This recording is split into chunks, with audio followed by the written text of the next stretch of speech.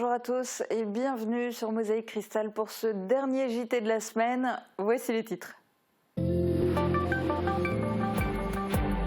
Hier, c'était jour de grève interprofessionnelle et de manifestations dans toute la France. À Metz, ils étaient plusieurs centaines de manifestants dans le cortège, répondant à l'appel de 4 syndicats, CGT, FO, FSU et Solidaires. Des disciplines paralympiques au programme des activités sportives du lycée Jean de Pange à Sarreguemines. Durant une semaine, les élèves ont été sensibilisés en pratiquant du tir, du slalom en chaise roulante ou encore du volley assis. Langue en Seine, c'est un festival du Grand Est qui fait la promotion des langues régionales et il va faire étape à Sarreguemines avec 3 spectacles, en plate, en alsacien et en patois vosgien. Et en deuxième partie d'émission, on ira se promener avec le 2e numéro de Jardin de chez nous. Mais d'abord l'actu, les chiffres du Covid continuent de grimper dans les établissements scolaires. L'Académie de Nancy-Metz fait le point de situation hebdomadaire avec des données arrêtées au jeudi à 13 h. Il y a plus de 27 500 cas confirmés de Covid parmi les élèves. Ça représente 7,1% des élèves de l'Académie. Parmi le personnel, il y a 1068 cas confirmés, soit 2,6%. 31 écoles sont fermées dans l'académie et au total 834 classes.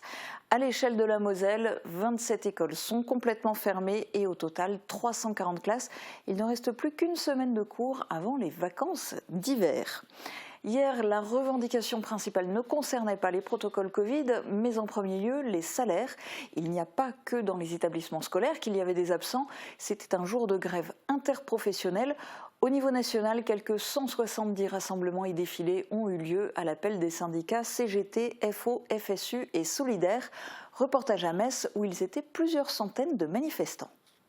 Ils sont tous différents. Je suis enseignant, professeur de mathématiques en lycée. Moi, je travaille donc à la SNCF. Je suis directrice adjointe d'un périscolaire et accueil de loisirs. Mais partagent la même revendication. Le mot d'ordre, c'est les salaires. On ait une reconnaissance au niveau des salaires. Aujourd'hui, il s'agit donc d'un appel interprofessionnel pour une augmentation générale des salaires. Une hausse des salaires, donc vous l'aurez compris, pour faire face notamment à l'inflation. En décembre 2021, les prix à la consommation étaient supérieurs de 2,8% par rapport à 2020. Si on compte le blocage du point d'indice depuis 20 ans, on estime la perte à peu près 22% de pouvoir d'achat.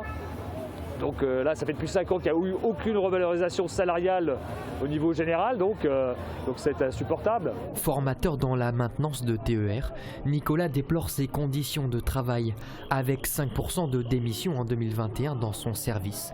Il veut par l'augmentation des salaires le rendre plus attractif. C'est pas facile de vivre avec un salaire de cheminot de base qui est d'environ 1 300 €, pour des contraintes quand même assez énormes, travail de nuit, le week-end, etc. Anaïs, directrice d'un périscolaire, souhaite-t-elle une reconnaissance globale de son métier. Elle dénonce des contrats précaires et un incontestable manque de suivi du gouvernement. Il y a énormément d'animateurs qui signent que des CDD ou même que des CEE et du coup ils n'ont pas de situation stable. L'État par exemple ne nous envoie pas de protocole sanitaire, des choses comme ça. Ils envoient l'Éducation nationale. Maintenant nous on fait partie du même ministère que l'Éducation nationale, mais malgré tout on ne reçoit pas de protocole ou de choses à faire par rapport à ça. Donc on doit se débrouiller. À Metz, cette grève a entraîné la fermeture de 63 cantines d'écoles maternelles et primaires. Des mouvements et mobilisations qui, si rien ne change, devraient se poursuivre dans les prochaines semaines. C'est une semaine sportive pour les élèves. À la suite de la désignation de Paris comme ville hôte des JO de 2024, l'Éducation nationale a mis en place une semaine olympique et paralympique. Plusieurs établissements du secteur y ont pris part, dont le lycée Jean de Pange de Sarreguemines, qui en a profité pour présenter une nouvelle discipline aux élèves. Reportage de Marie-Morgane Pires. Du tir et du slalom, le tout en chaise roulante.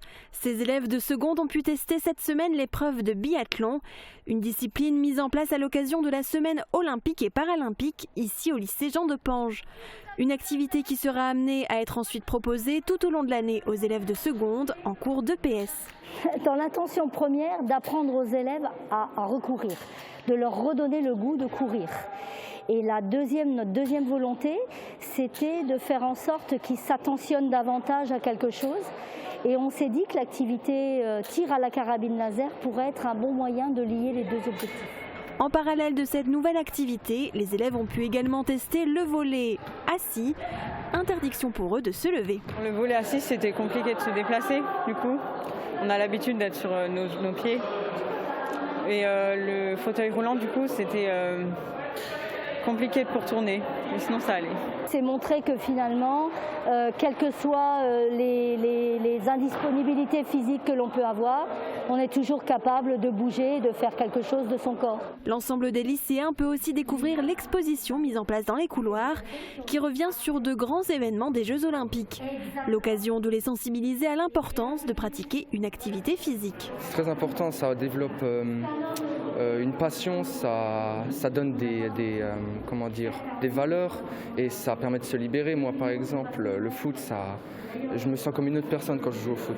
Pour motiver les lycéens à se dépasser, chaque épreuve était proposée sous forme de challenge. Par équipe, les élèves devaient tenter d'obtenir les meilleurs scores et les meilleurs chronos. Culture à présent, le festival Langue en scène débarque à Sarreguemines. En parallèle du festival Redeplat, mis en place par la ville tout au long de l'année, c'est cette fois une programmation de la région Grand Est. La semaine prochaine, 3 spectacles seront proposés en plate, en alsacien et même en welsh, le patois vosgien. Interview croisée pour vous donner un peu plus d'informations. C'est un festival de théâtre de la langue régionale, des langues régionales sur le territoire du Grand Est. Et donc l'étape sarregueminoise de ce 4e festival est très prochaine, puisque nous avons au programme 3 spectacles. Le premier est LIP. Donc une histoire d'amour. Alors là, le romantisme sera au rendez-vous, puisque c'est une belle histoire d'amour qui s'étend sur toute une génération. Autre spectacle, Alice au pays des Welsh. C'est la troupe de la choucroute qui proposera ce spectacle dans le patois vosgien, avec une histoire un peu bizarre d'explorateurs qui vont à la recherche, au lieu d'aller au fin fond de l'Amazonie découvrir une langue, ils vont découvrir cette langue qui est devant la porte, puisque le patois vosgien, il suffit de traverser, d'aller vers Sainte-Marie-aux-Mines depuis l'Alsace pour l'entendre, pour le découvrir. Et puis au Noteprek, un théâtre d'humour caustique. C'est Alphonse Walter qui est à la fois l'auteur-créateur de ce texte, mais alors on est Unda de Prek, ça veut dire on est sous les ponts avec 2 personnages énigmatiques qui sont un couple au fond, mais qui vivent dans la rue. Donc on est en même temps, on le voit, très ancré dans malheureusement aussi la réalité sociale et sociétale aujourd'hui de gens qui sont mis de côté. Pas besoin de savoir la langue puisque tout est surtitré, c'est-à-dire que même si on se dit bon, je parle pas trop bien le plate ou alors pas du tout le welsh, donc le patois roman, c'est pas grave puisqu'on va assister à un spectacle et en même temps on aura le surtitrage qui sera là, donc tout le monde peut rentrer dans le travail de ces artistes et je pense que c'est aussi une manière pour les gens finalement de montrer leur curiosité intellectuelle, d'être sur un territoire et puis de se dire tiens, comment des créateurs aujourd'hui sont capables d'utiliser des langues finalement minorées, des langues qu'on parle moins, comment on peut en faire quelque chose d'appétissant. Et je vous propose maintenant de partir à la rencontre de 2 résidentes qui ont testé un tout nouveau dispositif d'habitat inclusif, un appartement relais. Vous découvrirez aussi le projet éducatif et culturel développé par l'IME en partenariat avec le collège du Himmelsberg autour du recyclage du plastique. C'est tout de suite dans le JT3S réalisé par Margot Dimpre, Yvan Becker et Yannick Sûr.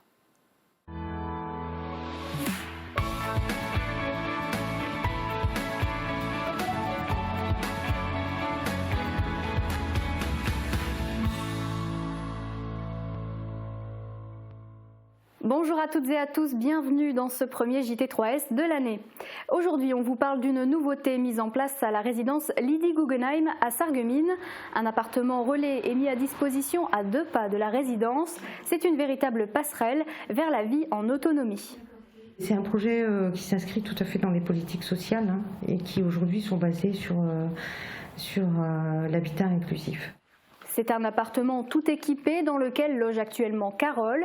Arrivée à la résidence Lydie Guggenheim en 2006, elle a toujours su cuisiner ou faire son ménage toute seule. C'est donc tout naturellement que sa référente Myriam lui a proposé cette solution. Elle est contente, et puis c'est vrai que même si ça ne fait pas depuis longtemps qu'elle expérimente ce projet, elle est quand même dans le souhait d'aller après en logement autonome. Carole reçoit 2 visites par semaine et se rend à la résidence tous les dimanches. Dans 3 mois, un bilan sera effectué pour déterminer si elle est capable de vivre seule. 2 étages plus bas, on retrouve Julie. Elle est la seule personne pour le moment à avoir passé le test de l'appartement relais avec succès. Depuis le 3 janvier, elle habite seule dans cet appartement confortable de 47 mètres carrés. Cette nouvelle vie, pour moi, ça m'a construit mon corps, ma tête, dans l'esprit. Je sais faire la cuisine, le ménage et ma vie quotidienne. Julie travaille à l'atelier Bougie, à Les Atlaruches. Avoir son autonomie, elle en rêvait, tout comme sa maman, Maïté. Ça fait des années qu'elle a un projet de vivre vraiment de façon autonome, qui a pu se concrétiser grâce à l'appartement relais, où on a vu qu'elle était en mesure de le faire. Et nous y voilà. Wow. Je suis très fière d'elle parce qu'elle assume ses choix, toujours, et elle se débrouille super bien, quoi. Dans 3 mois, elle bénéficiera d'un suivi du SATMO pour l'accompagner au mieux dans cette transition. La résidence Lydie Guggenheim compte 32 résidents et depuis la mise en place de ce dispositif en juin 2021, 5 personnes en ont déjà bénéficié. Et on retrouve maintenant une dizaine d'élèves de l'IME au collège Le Himmelsberg à Sarreguemines. Leurs petites mains fabriquent des œuvres d'art à partir de plastique, une activité qui s'inscrit dans le cadre du projet Mixité, une richesse pour tous, lui-même impulsé par le dispositif Une réponse accompagnée pour tous, mise en place par l'AMDPH en 2018. L'idée de départ, c'était de sensibiliser essentiellement les élèves à la notion de pollution plastique qui, comme vous le savez, fait malheureusement à l'ordre du jour. Ça va les responsabiliser parce qu'ils vont devoir se gérer eux-mêmes, apprendre à travailler en groupe ou individuellement et à gérer le matériel. Tous les vendredis, depuis la rentrée, les élèves du pôle autonomie travaillent avec des élèves de différents niveaux du collège, dont ceux de la classe Ulysse. Au-delà de la sensibilisation aux enjeux environnementaux, c'est un projet qui vise l'inclusion. Ces rencontres permettent de changer le regard sur le handicap, mais également de favoriser l'intégration des élèves dans les milieux dits ordinaires. Ils sont mélangés au groupe, ils sont contents de revenir visiblement à chaque fois. Nous aussi, on est contents de les recevoir, donc c'est plutôt très concluant. Ce projet est réalisé en collaboration avec Françoise Maire, une artiste plasticienne et paysagiste. Les réalisations ont été exposées dans le collège et seront amenées à l'IME dans un deuxième temps. Une exposition est aussi prévue au mois de mai au Centre d'art de Meisenthal. Et c'est la fin de ce JT3S. Merci de l'avoir regardé et je vous donne rendez-vous le mois prochain pour un nouveau numéro.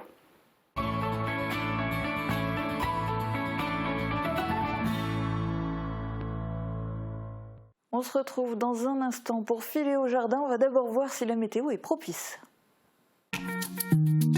Couverture et zinguerie, une toiture Moder Habitat apporte sécurité, protection et pérennité par tous les temps.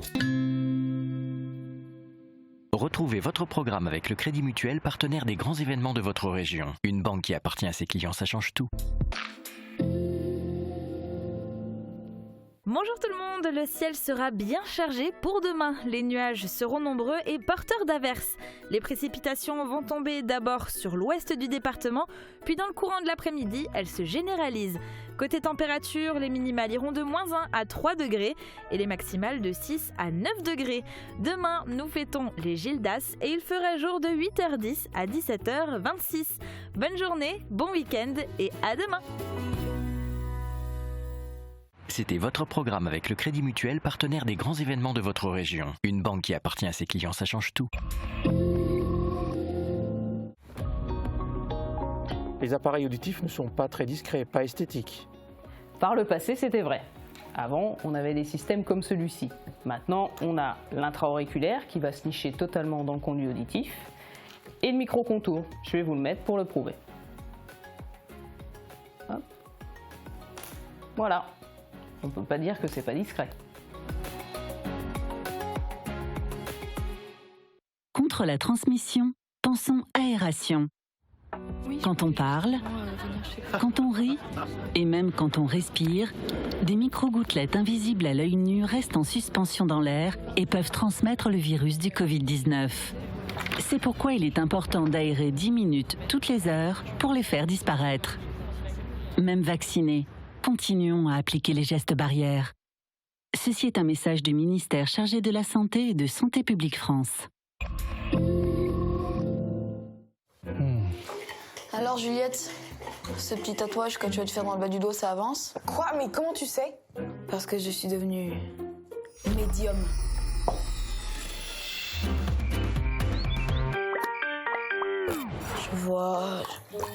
Je vois une boutique Tattoo Center à côté de la pharmacie. Je suis fichue. Peut-être qu'il pourra me dire si Télévision est amoureuse de moi. Non mais c'est incroyable ce nouveau don. Tu vois quoi d'autre? Sur papa contre quelques frites. Bien sûr mon amour.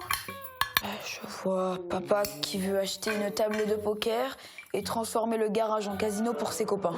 Il bluffe. T'es trop fort mon grand frère. Tu vois quoi sur moi? Eh bien, je vois rien. Car tu vas pas sur Internet. Hein? À chaque fois que l'un de vous va chercher un truc sur Internet, moi quand je passe derrière, je me retrouve avec plein de pubs. Il a pas tort. Et j'ai gardé le meilleur pour la fin. Vous voulez savoir pour maman? Oui. Contre un dessert au chocolat. Oubliez pas que moi aussi j'ai un super pouvoir. Celui de vous faire de la soupe pendant 15 jours. Voilà.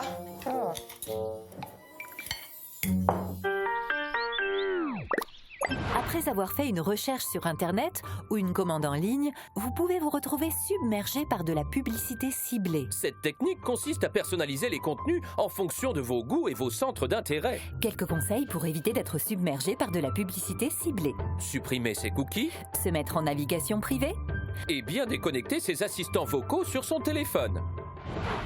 Alors, voyons voir ce qui se trame dans cette famille. Vous voulez envoyer vos enfants dans un super camp de vacances? Choisissez le camp militaire de réveil à 5h du matin. Je vais maintenant vous laisser en compagnie d'Aurélie Palovic qui sera votre guide dans ce deuxième numéro de Jardin de chez nous, une émission réalisée par Vosges TV en partenariat avec Moselle TV et Mosaïque Cristal. Je vous laisse découvrir. Très bon week-end à tous. Retrouvez Jardin de chez nous avec Inno, votre spécialiste de la piscine et du spa inox Made in Vosges. Retrouvez Jardin de chez nous avec Eurosolaire, votre spécialiste panneaux photovoltaïques Made in Vosges.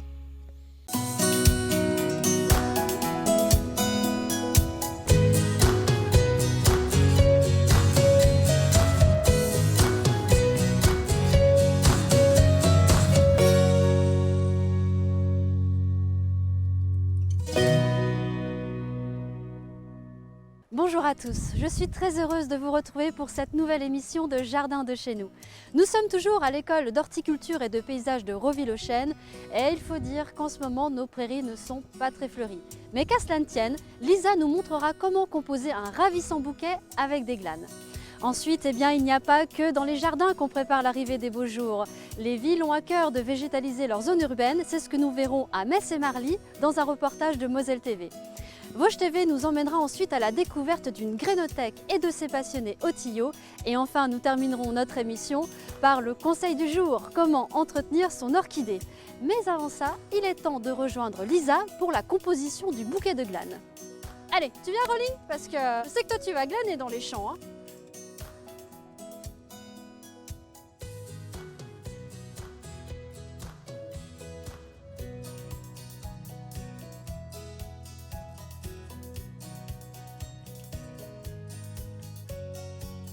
Bien, bonjour Lisa. Bonjour Aurélie. Alors toi, tu es élève ici à l'école d'horticulture. Oui, tout à fait, je suis en BP fleuriste. Bah alors moi je m'attendais à ce qu'on prépare un bouquet. Qu'est-ce que tu vas nous préparer? Je vais préparer un centre de table composé de glanes. Alors ici nous sommes à la boutique de Roville et je me demandais, est-ce qu'on peut venir, nous le grand public, acheter des végétaux ici? Oui, tout à fait. Alors on peut venir acheter des bouquets, des compositions qui ont été composées par les élèves, mais aussi des plantes pour mettre à l'extérieur. Eh bien justement, fleurir son jardin, c'est merveilleux. Mais végétaliser l'espace urbain, c'est devenu un véritable enjeu pour de nombreuses communes, comme à Metz et à Marly, ce que nous fait découvrir Moselle TV. Pelle en main, le travail de jardinier peut commencer et toutes les techniques sont bonnes pour faire son trou. Au parc du Sansonnet à Metz, le projet de forêt urbaine porté par l'association motrice et la ville de Metz prend racine. Et des trous, il y en a à faire. 3000 arbres vont être plantés selon la méthode Miyawaki. Mise au point par le botaniste japonais Akira Miyawaki, la technique consiste à densifier les plantations. C'est une méthode assez innovante de plantation, très particulière. Les amendements, le travail du sol et le fait que ces arbustes soient vraiment rapprochés les uns des autres, il va vraiment y avoir cette entraide en fait entre eux qui va se mettre en place et qui va permettre à tous ces arbustes qui vont aller chercher la lumière, ils vont essayer, ils sont tellement proches les uns des autres, ils vont essayer d'aller chercher le plus possible la lumière et donc pousser au plus vite. Et on va avoir, avec cette densité, on va avoir une forêt très rapidement, une forêt dense où on pourra plus marcher dedans et on veut plus marcher dedans, on laisse ensuite la nature faire. Sur cette parcelle, pas moins de 2000 arbustes sont plantés, 3 arbres par mètre carré. La plantation se veut participative. Aujourd'hui, des élèves de l'école Les 4 Bornes donnent du cœur à l'ouvrage, tous sensibilisés à la préservation de la nature. C'est bien pour la nature, pour qu'on respire. Les arbres, c'est important parce que c'est quand même la nature et en plus c'est beau de se promener et de voir toute cette forêt. Ça fait plus de nature dans le quartier. Ils nous donnent de l'oxygène. Ils étaient là en premier. Du coup, c'est eux qui nous servent à vivre. Une vingtaine d'essences locales composent cette forêt. D'ici 3 ans, les arbres atteindront les 2 mètres. Dans 20 ans, cette mini-forêt quasi impénétrable sera déjà mature, alors qu'en temps normal, le processus prend environ 200 ans. Cette forêt urbaine plantée ici au parc du Sansonnet n'est qu'une première étape. Une deuxième forêt, composée, elle, de 7200 arbres, est en cours de création à Marly, au parc Paul Joly. Au total, plus de 10 000 arbres auront été plantés sur le mois d'octobre à Metz et sur sa périphérie. Nous sommes de retour à l'école d'horticulture de Reville-aux-Chênes et on vient de le voir, les enfants adorent participer aux activités de jardinage. Et c'est une activité qu'on peut réaliser avec ses enfants, n'est-ce pas Lisa? Oui, tout à fait. Par quoi on va commencer? Alors, on va commencer par créer la base. Donc, c'est une palissade en branches qui a été glanée. Donc, alors, juste une petite précision, les glanes, c'est bien tout ce qu'on peut trouver en ce moment dans la nature, au détour d'une promenade, d'une balade. Tout à fait, oui. Donc, on va prendre un fil de fer qui fera plus ou moins la longueur, un peu plus que la longueur du lot de branches. Donc, on va en prendre un premier et un deuxième parce qu'il y aura 2 attaches. Et on va tourner 2-3 fois. D'accord. On fait pareil avec le deuxième. On va tourner 2-3 fois. Et du coup, après, on fait pareil avec les autres branches. Tu veux essayer? Oui. Alors, on y va. Donc, on met le petit bâton. Voilà. On tourne. Alors, dis-moi, Lisa, ton BP de fleuriste, tu le prépares en combien de temps? Alors, le BP de fleuriste, c'est en 2 ans. Et il faut avoir fait le CAP quand même avant pour pouvoir faire le BP. D'accord. Et toi, tu as toujours voulu travailler au contact des végétaux, de la nature? Oui. Ouais. J'ai toujours beaucoup aimé ça. Oh là, j'ai fait un énorme écart là, t'as vu? Ouais, mais on y verra avec du feu. Ouais, t'es sûre? Ouais. Ok. Après, on va passer à l'autre élément. Donc, ça s'appelle un mikado. Donc, on va le faire avec des épines de pin qu'on a trouvées en forêt. Donc, c'est sur le même principe, sauf qu'il n'y aura qu'une seule attache. Donc, on va prendre les épines de pin et faire le même travail. On va tourner autour. Je regarde quand même, parce qu'on le fait vraiment là, en live, en direct. Je ne me suis pas entraînée chez moi. Il n'y a pas de triche. Ensuite, on prend la suivante. Voilà, tout à fait. Alors bon, moi, je n'essaie pas trop serré, mais on va trouver une petite astuce. Dernière étape un petit peu technique, on va faire des boules de mousse. Donc pour ça, on va prendre le fil de fer, on va prendre la mousse, bien la former et tourner autour avec le fil de fer. Dans tous les sens, on passe, on repasse, on n'hésite pas. Voilà. On a bien tourné, on coupe et on cache le fil de fer dedans. Voilà, je t'en prie. Allez, maintenant c'est à mon tour. Alors, je fais une boule de mousse. Ensuite, je prends mon fil et je vais entourer tout ça. Hop. Bon, elle n'est pas aussi parfaite que la tienne. Mais elle n'est pas trop mal. Bon, ça reste une boule. Voilà, c'est ça. Oh, c'est pas mal, hein? Qu'est-ce que t'en dis, Rolling? Elle est pas mal, ma petite boule. Une fois qu'on a préparé la palissade, le mikado et les boules de mousse, on va venir ajouter d'autres éléments encore qu'on a glanés en forêt. comme du lichen, des petites pommes de pin, des graminées, ce genre de petites choses, tout ce qui nous inspire. Donc, on va poser le Mikado au milieu, le lichen.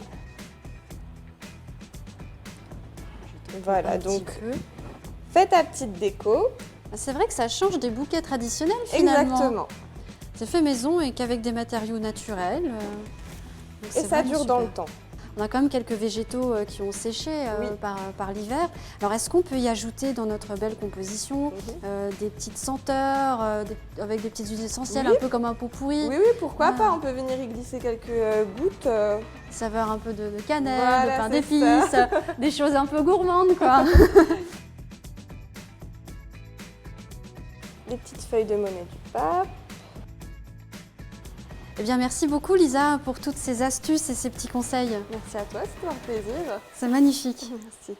Alors, juste avant de retrouver Emmanuel Henry pour le conseil du jour, comment entretenir son orchidée, eh bien, je vous propose une autre activité à faire entre amis et en famille. C'est un reportage de Vosges TV où nous allons découvrir une grainothèque au Tillot, un endroit où on collecte et on échange de nombreuses semences. Des soucis, tu peux pas les rater. Partager des graines et des conseils pour cultiver sans souci, c'est l'objectif de cette grainothèque. Depuis 2 ans, la médiathèque du Tillot accueille chaque semaine ce groupe de passionnés des semences. Ensemble, ils ont mis en place une boîte à graines en libre service où chacun peut prendre et déposer à son tour de quoi semer légumes, fleurs et aromates. J'ai eu envie de la lancer pour faire découvrir au public la joie de faire ses graines soi-même. Les jardiniers, autrefois, s'échangeaient les graines. C'est d'ailleurs ce qui a permis aux variétés de se diffuser un peu partout. Et j'avais vraiment envie de retrouver cette reliance et ce partage. C'est pour ouvrir en fait la bibliothèque à d'autres types de publics, mais aussi rapprocher les gens autour d'un projet commun. Le but, c'est qu'ils viennent emprunter des graines, comme on emprunterait un livre, mais aussi qu'ils puissent participer par des échanges avec les grainothécaires. Après une année 2020 au point mort à cause de la crise sanitaire, les habitués sont de retour et la responsable de la médiathèque a même noté un nouvel engouement pour les jardins. Ce jour-là, 2 invités sont justement venus rencontrer le groupe. Diana et Corinne travaillent dans le département voisin de la Haute-Saône pour le parc naturel régional des Ballons des Vosges. Elles s'apprêtent à créer à leur tour une grainothèque au sein du parc. On est venu ici parce que la semaine dernière, on a eu la chance de rencontrer ce petit groupe très sympa qui nous a gentiment proposé d'enrichir notre grainothèque. Je suis née en ville, donc je n'ai pas l'expérience, mais tout ça, ça me passionne. J'ai essayé de faire des tomates il y a 2-3 ans. Raté, j'ai pas pu le faire et là maintenant quand je vois que c'est possible et que ça pousse. Que l'on soit débutant ou expérimenté, la boîte à graines et les réunions sont accessibles à tous mais demandent une certaine organisation. Les donneurs doivent par exemple écrire la variété, la provenance et l'année de production de la semence sur chaque enveloppe, entre autres. La règle numéro 1, c'est pas de semences F1. Ce sont des semences qui dégénèrent la 2e année. Ce sont aussi des légumes, ça on ne le dit pas assez, mais qui ont moins de nutriments, qui sont moins riches. On essaye, entre nous, de retrouver des variétés anciennes. Dans les Vosges, d'autres médiathèques ont mis en place des grainothèques en libre service, mais elles ne sont pas toutes répertoriées. Il en existe à Vittel et à Vanier. Celle du Tillot organise dès ce samedi un troc de plants et de graines pour une durée d'1 semaine. Eh bien, nous sommes toujours à Reville, au Chêne, à l'école d'horticulture, dans la serre de collection. Et Emmanuel, aujourd'hui, eh bien, vous allez nous montrer comment prendre soin de nos orchidées. Est-ce que vous connaissez la signification des orchidées ? Pas bien, non. Eh bien, c'est très intéressant. Les orchidées, eh bien, c'est la fleur de la passion, de la sensualité, de la ferveur de l'amour. Alors, si vous avez reçu des orchidées à Noël, vous ne regarderez peut-être plus vos invités de la même façon. Est-ce qu'il y a une technique de coupe pour... C'est vrai que l'orchidée, quand on la reçoit, elle est magnifique, elle est super fleur, c'est super joli. Bon, après, malheureusement, ça a tendance un peu à flétrir. Pas super joli. Donc, on la laisse flétrir. L'avantage, c'est que les feuilles sont persistantes, donc on aura toujours les feuilles. Maintenant, pour faire revenir les fleurs, c'est une autre paire de mains. L'idée, c'est déjà, elles sont dans une pièce en général chaude. On les met un petit peu en période de repos pendant 15 jours à 1 mois, en fonction des variétés. Donc, c'est après quelque chose. Oui, même quand elle est déjà défleurie et qu'elle est sèche, en fait. Donc, on la met un peu en repos, donc c'est-à-dire avec moins de lumière, pas forcément pleine ombre, pas en pleine nuit non plus, une température un peu plus basse, qu'elle se repose pendant un certain temps. Suite à ça, on reprend l'arrosage et on la met en pleine lumière, mais surtout pas soleil direct. surtout pas le soleil de midi. Il faut savoir qu'en fait, c'est une plante qui est une plante épiphyte au départ. C'est une plante qui pousse dans les arbres, dans les branches, dans les choses comme ça, qui du coup n'est pas en plein soleil et n'est pas les pieds dans la terre, les racines dans la terre, si je puis dire. D'accord, donc c'est pour ça qu'on ne doit jamais faire stagner d'eau Exactement. notre orchidée. Voilà, elle ne supporte pas l'eau stagnante et le soleil direct non plus. Voilà, le soleil du matin, ça va encore, mais après, non, c'est trop. Donc, quand elle a fini cette période de repos, on prend l'orchidée, donc on ne la dépote pas, parce qu'en fait, le support, c'est tous des petits morceaux d'écorce, des choses comme ça, comme si c'était du bois, tout simplement. Donc, si on la dépote, ça va être une vraie galère à remettre. On la trempe dans l'eau, tout simplement, pour la réhydrater. Mais on réhydrate tout le support. Et ensuite, on la sort et on laisse bien égoutter. Surtout pas d'eau stagnante, je répète. C'est très important. Et on lui fait prendre son petit bain et puis après, on la laisse sécher. Voilà, on la laisse égoutter tranquillement. Et ensuite, on peut couper le bois qui est mort. Parce que ça, de toute façon, ça ne donnera jamais plus rien. Certaines orchidées ont, comme ici par exemple, une branche qui part au milieu qui peut éventuellement faire un petit bouquet de feuilles. Donc quand c'est le cas, on coupe juste au-dessus de ce bouquet de feuilles. Celles qu'on a là, elles n'ont pas de bouquet de feuilles. Donc on coupe directement à la base. Tu coupes on coupe plus bas, c'est ça ? Tout petit peu au-dessus des feuilles. Et voilà, très bien. Hop, on retire la tige. Voilà. La deuxième aussi ? Pareil, la deuxième aussi. Parce que j'ai appris aussi avec les arbres fruitiers qu'il faut bien manipuler le sécateur. Exactement. Et là, du coup, on a 2 tuteurs qui, pour l'instant, ne servent à rien. Donc, on peut les enlever parce que, bon, c'est pas super joli. Et on les remettra quand elle refera des tiges à fleurs. Mais alors, qu'est-ce que c'est, là, toutes ces petites tiges qui ressortent ? Alors, ça, c'est les racines avec lesquelles, quand elle est dans les arbres, on a les racines qui retombent. Et bien, c'est avec ça qu'elle capte l'humidité de l'air. Comme on a, par exemple, certainement dans le bouquet d'orchidées qui est juste derrière nous, où on a des racines qui retombent comme ça, elles captent l'humidité de l'air quand elles ne peuvent pas avoir de l'humidité directement sur l'arbre. D'accord, donc ça ne donnera jamais de fleurs. Ah non, ça c'est les racines, ça ne donnera jamais de fleurs. Les fleurs, elles vont repartir directement d'une tige qui est au niveau du collet. Très bien. Écoutez, merci beaucoup Emmanuel pour tous ces conseils. Bien, maintenant, vous savez comment faire fleurir et refleurir vos orchidées grâce aux conseils d'Emmanuel.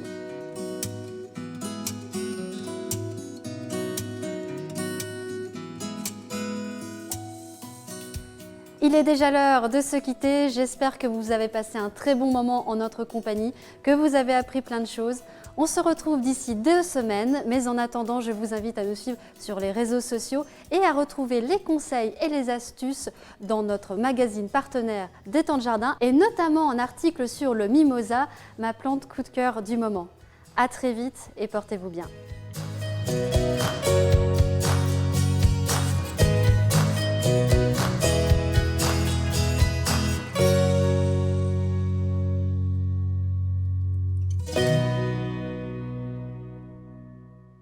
C'était Jardin de chez nous avec Eurosolaire, votre spécialiste panneaux photovoltaïques Made in Vosges. C'était Jardin de chez nous avec Inno, votre spécialiste de la piscine et du spa inox Made in Vosges.